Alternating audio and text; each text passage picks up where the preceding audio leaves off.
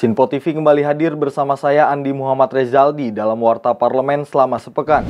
Partai Gerindra akan rayakan hari jadi ke-15 dengan sederhana. Pimpinan DPR temui ratusan kepala desa di depan gedung Parlemen DPR. Komisi 10 DPR menerima kedatangan keluarga korban Kanjuruhan. DPR memastikan sudah siap menyampaikan pendapat di Mahkamah Konstitusi terkait dengan sistem pemilu.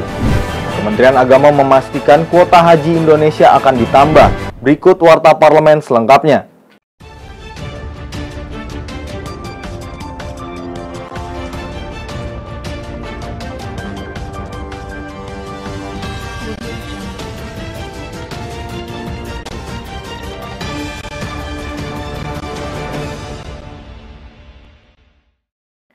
DPR memastikan pihaknya sudah mempersiapkan pendapatnya terkait dengan adanya judicial review sistem proporsional pemilu di Mahkamah Konstitusi.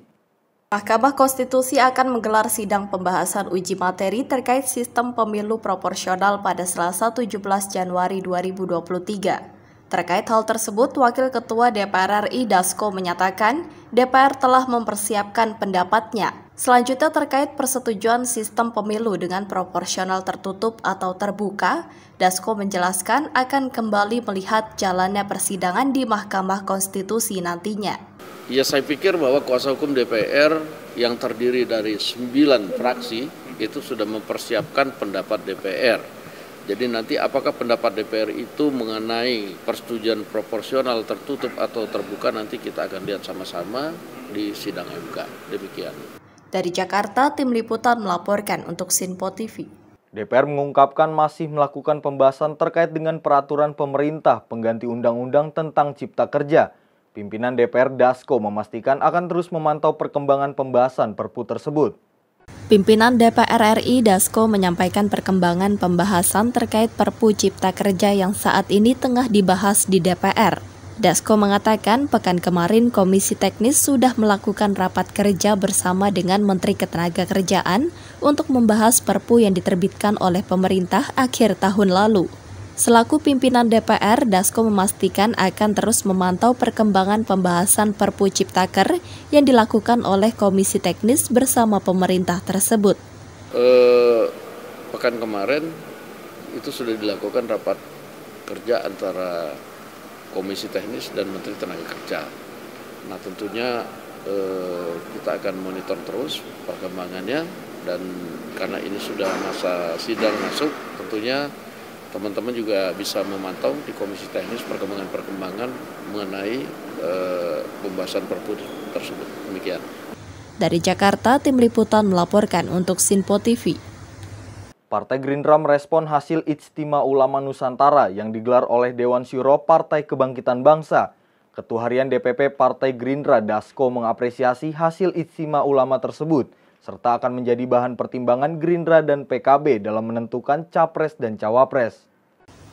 Ketua Harian DPP Partai Gerindra Dasko mengapresiasi hasil Ijtima Ulama Nusantara yang digelar oleh Dewan Syuro Partai Kebangkitan Bangsa atau PKB. Selain untuk memperkuat internal PKB, hasil keputusan tersebut dinilai dapat menjadi pertimbangan bagi Ketua Umum Partai Gerindra dan Ketua Umum PKB.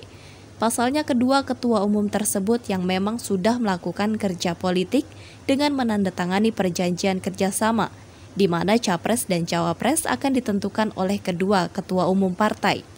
Di sisi lain, sembari menunggu keputusan nama Capres dan Cawapres, Dasko pun turut mengumumkan jadwal peresmian Sekretariat Bersama Gerindra PKB yang rencananya akan diresmikan pekan depan, yakni pada Senin 23 Januari 2023. Ya, kami pikir hasil Ijtima Ulamanya yang di PKB itu kan adalah untuk memperkuat internal PKB. Jadi apapun hasilnya itu kami apresiasi, dan tentunya apapun keputusan-keputusan atau tuntutan yang diminta oleh ulama-ulama yang ada, itu tentunya akan menjadi pertimbangan dua orang, yaitu Pak Prabowo dan Pak Muhaimin, yang memang sudah melakukan kerja politik dengan menandatangani perjanjian kerjasama, di mana Capres dan Cawapres akan ditentukan bersama oleh Pak Prabowo dan Pak Muhaimin. Sehingga kita akan tunggu saja nanti kebetulan minggu depan kami akan meresmikan Sekber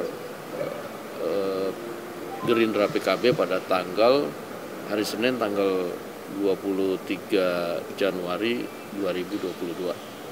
Dari Jakarta, tim liputan melaporkan untuk Sinpo TV. Anggota Badan Legislasi DPR RI, Ledia Hanifa Amalia, memastikan seluruh masukan dari organisasi profesi kesehatan akan ditampung dalam pembahasan rancangan Undang-Undang Kesehatan di DPR RI.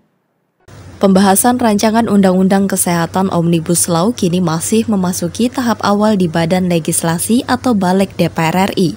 Anggota Badan Legislasi DPR RI, Ledia Hanifa Amalia menegaskan, partisipasi dari organisasi terkait nantinya dapat diperlukan dalam setiap pembahasan undang-undang, yang bermakna agar aturan yang diterbitkan dapat mengakomodasi kepentingan banyak orang. Tak hanya itu, Ledia juga memastikan legislatif akan terus melakukan perbaikan rancangan Undang-Undang Kesehatan, serta menampung masukan dari organisasi profesi kesehatan untuk dibahas lebih mendalam oleh komisi terkait. Jadi memang wajar karena masing-masing organisasi profesi sudah punya undang-undang dan mereka sudah jalan, dan sebetulnya di Indonesia juga dikenal adanya undang-undang yang berkaitan dengan organisasi profesi untuk kontrol terhadap kompetensi, untuk melakukan sertifikasi atau juga bagaimana menjaga etiknya. Nah, ini jadi bagian yang sangat penting supaya terjaga semua profesi, dan karena jika profesi itu tidak terjaga dengan baik, terutama dalam hal ini profesi kesehatan, korbannya adalah masyarakat, korban masyarakat, dan itu pelayanannya juga akan menjadi buruk, dan peluang-peluang terjadinya malpraktek dan lain sebagainya bisa terjadi. Satu sisi ini menjadi bagian yang sangat penting. Jika kemudian ada orang yang menganggap bahwa organisasi profesi terlalu besar untuk mengatur segala sesuatu, mengatur hajat hidup orang banyak, mungkin yang penting adalah bagaimana kita memberikan kewenangan yang tentu tidak melampaui kewenangan negara terhadap organisasi profesi. Artinya masih tetap bisa mengontrolnya dengan baik, dan hal-hal yang berkaitan dengan administratif, dengan berkaitan dengan perizinan dan lain sebagainya, itu kaitannya dengan birokrasi.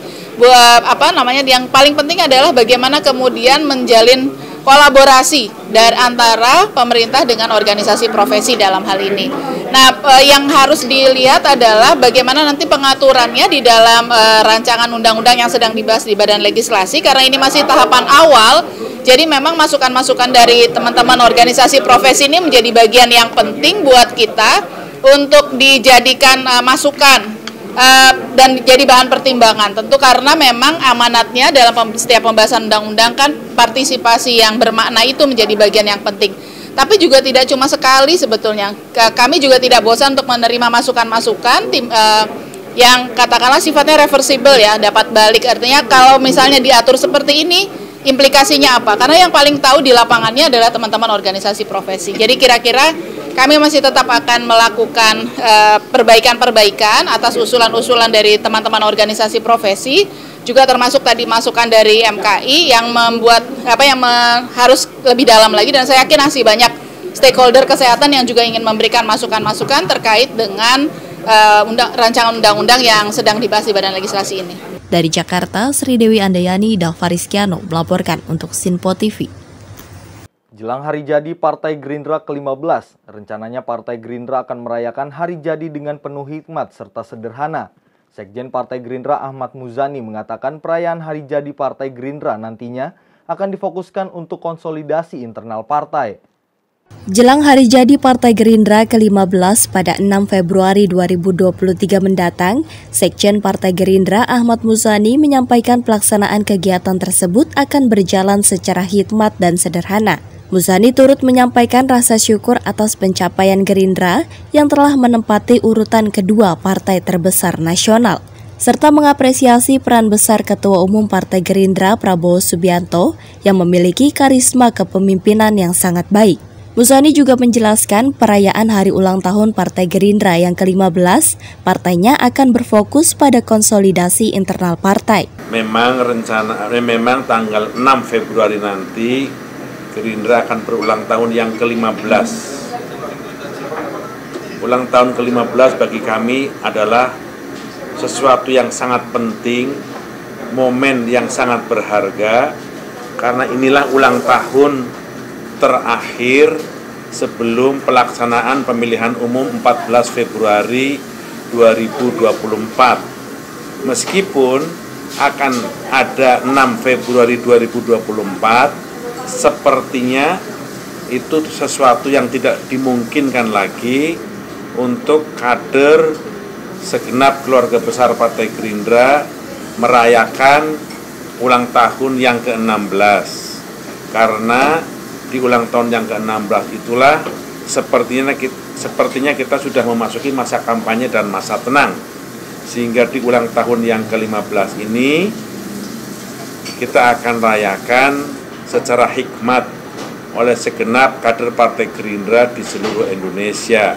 Dari Jakarta, Tim Liputan melaporkan untuk Sinpo TV. Menanggapi aksi unjuk rasa perwakilan kepala desa yang menuntut revisi Undang-Undang Nomor 6 Tahun 2014 tentang desa, pimpinan DPR Dasko menemui para pengunjuk rasa di depan gedung Parlemen DPR RI. Pimpinan DPR RI Dasko menemui masa unjuk rasa dari perwakilan kepala desa di depan gedung DPR RI Senayan, Jakarta pada Selasa siang. Dari atas mobil komando, Dasko menyampaikan bahwa aspirasi para kepala desa akan ditindaklanjuti dengan melakukan komunikasi secara langsung dengan Badan Legislasi DPR RI. Adapun yang menjadi tuntutan pengunjuk rasa dari perwakilan kepala desa ini adalah meminta agar Undang-Undang Nomor 6 Tahun 2014 tentang desa dapat direvisi. Assalamualaikum warahmatullahi wabarakatuh.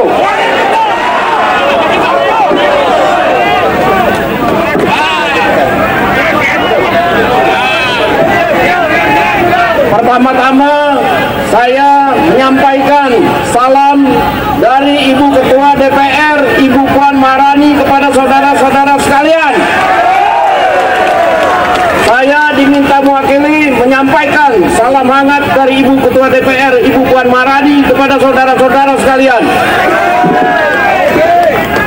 Bahwa perwakilan dari kawan-kawan sekalian sudah berapa hari berjuang ke DPR untuk menyampaikan aspirasi kepada kami.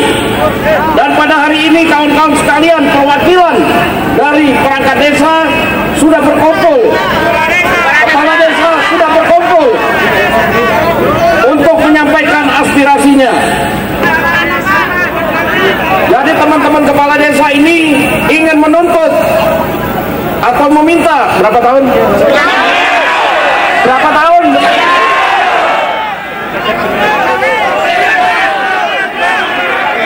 Jadi perlu teman-teman ketahui bahwa revisi Undang-Undang Nomor 6 itu hanya bisa dilakukan oleh DPR dan pemerintah. Oleh karena ini kami juga tadi minta kepada perwakilan untuk setelah ini juga melobi pihak pemerintah, dan pada siang ini perwakilan dari kawan-kawan sudah kami siapkan untuk berkonsultasi dengan Badan Legislasi DPR untuk menyampaikan poin-poin atau apa-apa saja yang minta direvisi pada undang-undang tersebut. Jadi berapa tahun? Berapa tahun? 9 tahun. Melalui revisi berapa tahun? 9 tahun. Badan Legislasi nanti siang kawan-kawan ditunggu. Dari Jakarta, Tim Liputan melaporkan untuk Sinpo TV. Pimpinan DPR Dasko memastikan aspirasi para kepala desa mengenai revisi Undang-Undang Nomor 6 Tahun 2014 tentang desa akan ditampung oleh DPR RI. Meski demikian, aspirasi dari kepala desa tersebut harus melalui mekanisme yang ada di DPR RI. Wakil Ketua DPR RI Dasko mengatakan tuntutan revisi Undang-Undang Nomor 6 Tahun 2014 tentang desa mengenai poin penambahan masa jabatan kepala desa dari 6 tahun menjadi 9 tahun harus dilakukan oleh DPR dan pemerintah. Menindaklanjuti tuntutan itu, Dasko pun mengatakan balik DPR RI akan menerima perwakilan dari kepala desa untuk mendengarkan poin-poin dan aspirasi mereka, terutama mengenai revisi Undang-Undang Nomor 6 Tahun 2014 tentang desa agar dapat masuk ke prolegnas di tahun 2023. Setelah perwakilan kepala desa tersebut bertemu dengan balik DPR RI, Dasko pun berharap para pengunjuk rasa dapat membubarkan diri dengan tertib. Bahwa apa yang disampaikan untuk merevisi Undang-Undang Nomor 6 mengenai poin penambahan menjadi 9 tahun tanpa periodisasi. Tadi sudah saya sampaikan bahwa untuk revisi itu ada 2 yang berkompeten, yaitu pemerintah dan DPR. Oleh karena itu mereka juga saya minta untuk melakukan lobby ke pemerintah, dan siang ini Badan Legislasi DPR akan menerima perwakilan dari kepala-kepala desa untuk mendengarkan pointers-pointers dan terutama harapan dari para kepala desa agar revisi Undang-Undang Nomor 6 ini bisa masuk dalam prolegnas di 2023, demikian. Tadi kenapa sih Bang Dasko sampai akhirnya memutuskan untuk keluar dan bahkan sampai naik ke mobil komando gitu? Ya karena begini, yang pertama masa sudah semakin banyak, sementara tadi saya pantau kemacetan di ibu kota, itu juga dikarenakan titik-titik ini kemudian pengalian lalu lintas, itu membuat juga warga Jakarta sebagian terganggu aktivitasnya. Nah oleh karena itu saya tadi keluar untuk menyampaikan agar kawan-kawan ini juga segera tahu bahwa aspirasi mereka didengar dan akan dibicarakan di Badan Legislasi supaya pimpinan dari delegasi ini bisa mencairkan penumpukan-penumpukan sehingga kemacetan-kemacetan yang mengganggu aktivitas sebagian besar warga Jakarta bisa segera terurai, demikian. Di sisi lain, Koordinator Aksi Robi Darwis mengucapkan rasa terima kasih kepada Wakil Ketua DPR Dasko yang menemui para massa aksi di depan gedung DPR RI. Kepala Desa Poja Bima NTB ini menjelaskan, Kepala Desa seluruh Indonesia sudah melakukan konsolidasi dan meminta masa jabatan Kepala Desa menjadi 9 tahun. Menurutnya dengan masa jabatan Kepala Desa yang hanya 6 tahun akan membuat persaingan politik antar calon Kepala Desa akan berlangsung lama.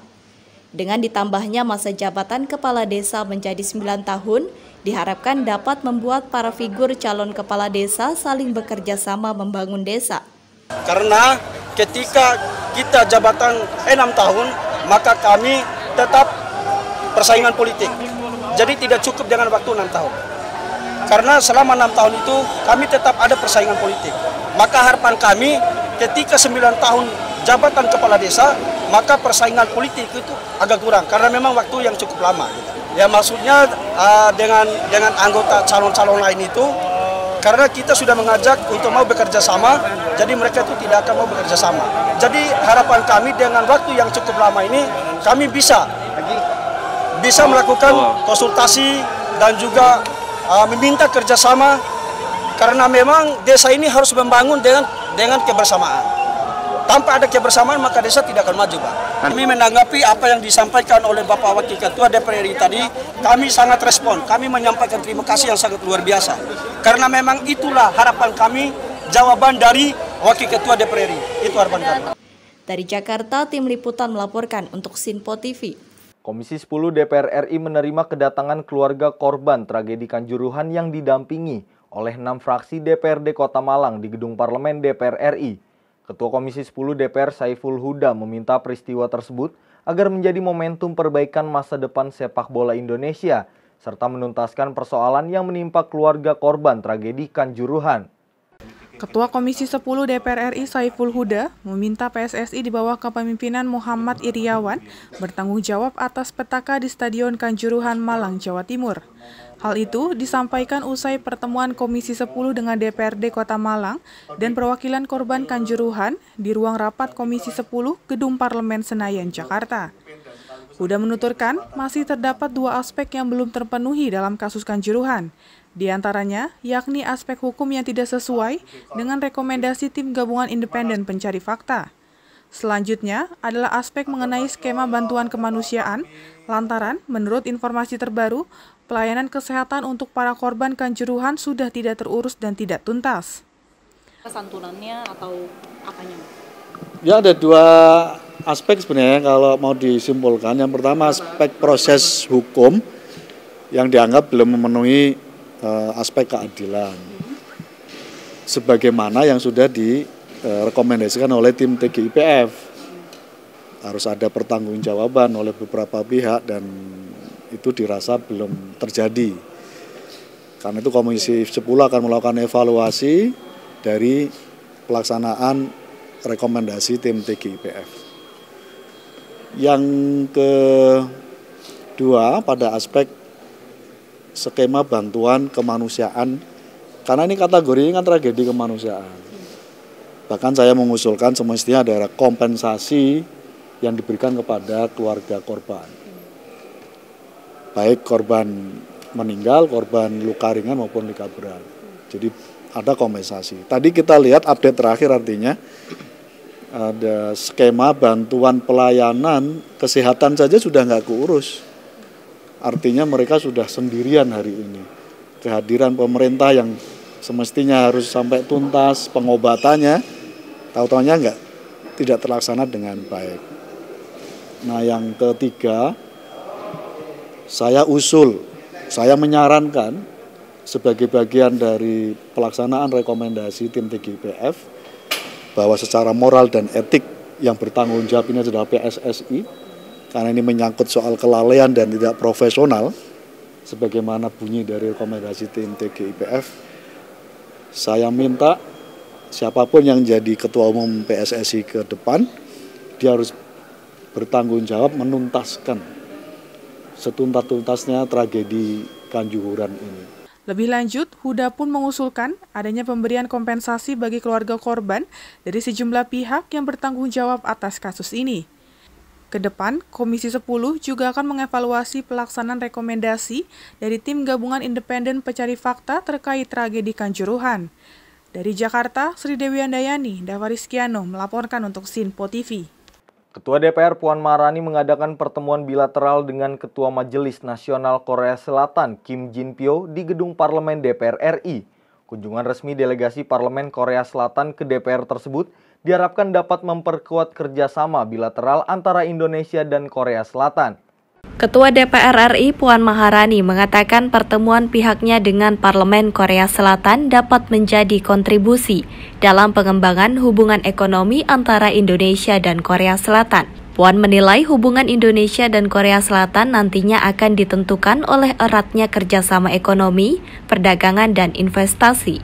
Momen pertemuan ini juga menjadi spesial lantaran hubungan diplomatik ini telah memasuki usia 50 tahun yang terjalin sejak 1973, sehingga perlu dimaknai dengan kerjasama konkret sekaligus bermanfaat bagi kedua negara. Tak hanya itu, Indonesia dan Korea Selatan juga dinilai perlu mengkaji hubungan melalui kesepakatan yang nantinya dapat menjadi landasan perencanaan pembangunan hubungan di masa mendatang.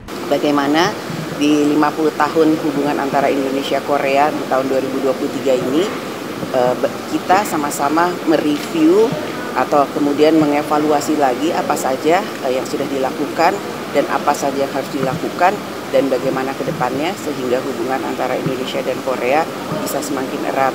Walaupun kemudian masih banyak hal yang kemudian terjadi di dinamika hubungan ini, namun kami bersepakat bahwa bukan hanya eksekutif, namun juga legislatif bersama-sama akan tetap menjaga keeratan hubungan antara Indonesia dan Korea ke depan. Itu beberapa hal yang bisa saya sampaikan pada pertemuan atau bilateral saya dengan Ketua DPR Korea. Juga kemarin saat pertemuan dengan Presiden Jokowi, hal-hal inilah yang disampaikan bagaimana kita tetap menjalin hubungan antara Indonesia dan Korea bisa berjalan lebih baik ke depannya. Dari Jakarta, Sri Dewi Andayani, Davariskiano melaporkan untuk Sinpo TV. Menteri Agama Yakut Khalil Qaumas mengatakan pihak Arab Saudi terbuka perihal kemungkinan adanya tambahan kuota haji untuk Indonesia di tahun 2023. Namun kepastian mengenai tambahan kuota haji tersebut baru bisa disampaikan pada bulan depan. Kementerian Agama telah melakukan rapat kerja dengan Komisi 8 DPR di Gedung Nusantara II, Komplek Parlemen Senayan, Jakarta, dalam rangka membahas soal kepastian tambahan kuota haji 2023. Menteri Agama Yakut Khalil Qaumas mengatakan, kuota haji 2023 kemungkinan akan ditambah, namun kepastian itu baru dapat disampaikan pada bulan depan. Yakut menyebut, kuota haji tersebut berjumlah 221.000 jemaah yang terdiri dari 203.320 jemaah haji reguler, dan 17.680 jemaah haji khusus. Pihak Arab Saudi nantinya akan melihat terlebih dahulu negara mana yang belum menggunakan kuota haji secara utuh. Jika sudah ada hasilnya, maka kuota haji itu dapat diberikan kepada Indonesia. Baru usulan nanti akan dibahas di Panja. Usulan kita 70% dari BPIH. Itu yang paling rasional untuk menjaga agar dana kelolaan yang ada di BPKH itu tidak tergerus modalnya. Itu sehingga pelaksanaan ibadah haji ke depan dari tahun ke tahun ini bisa dijamin tetap bisa dilaksanakan. Itu intinya itu. Ini kira-kira nanti akan ada penurunan permintaan pelunasan tahun ini nggak sih Pak dengan kenaikan? Ya tergantung pembicaraan nanti di Panja bagaimana. Itu usulan pemerintah. Menurut kami yang paling logis untuk menjaga supaya uang jamaah yang ada di BPKH itu tidak tergerus, ya dengan komposisi seperti itu. Jadi dana manfaat atau bahasa awamnya itu orang sering menyebut subsidi, itu dikurangi, itu tinggal 30%. Yang 70% menjadi tanggung jawab jamaah. Ini juga untuk selain menjaga itu, yang kedua ini soal istitoah. Soal syarat istitoah, kemampuan menjalankan ibadah. Kan ada syarat itu, kalau mampu. Nah, situ jika mampu, nah kemampuan ini harus terukur. Nah kami mengukurnya segitu, dengan nilai segitu. Berarti usulannya lebih besar ke jemaah ya Pak dibandingkan tahun ini ya? Iya. Dibanding tahun lalu ya, ini lebih besar. Tahun ini apakah akan ada kenaikan Pak, kenaikan biayanya atau mungkin ada perubahan-perubahan yang signifikan? Iya tergantung ini pembicaraan di Panja, tetapi kita sudah turunkan hasil pembicaraan dengan pemerintah Saudi, menurunkan harga masyair yang dulu sekitar berapa ya? 3.900 rial ya. Kita turunkan sekitar, kita negosiasi sudah turun sekitar 1.024 rial. Nah kalau komponen-komponen yang lain kita juga bisa turunkan, ya insya Allah biaya haji juga tidak terlalu berat yang ditanggung oleh calon jamaah. Gitu. Dari Jakarta, Tim Liputan melaporkan untuk Sinpo TV. Demikian Warta Parlemen selama sepekan kali ini. Tetap saksikan berita terkini di Sinpo TV, Sinpo ID, dan media sosial Sinpo lainnya. Saya Andi Muhammad Rezaldi beserta kru yang bertugas pamit undur diri. Selamat berakhir pekan dan sampai jumpa.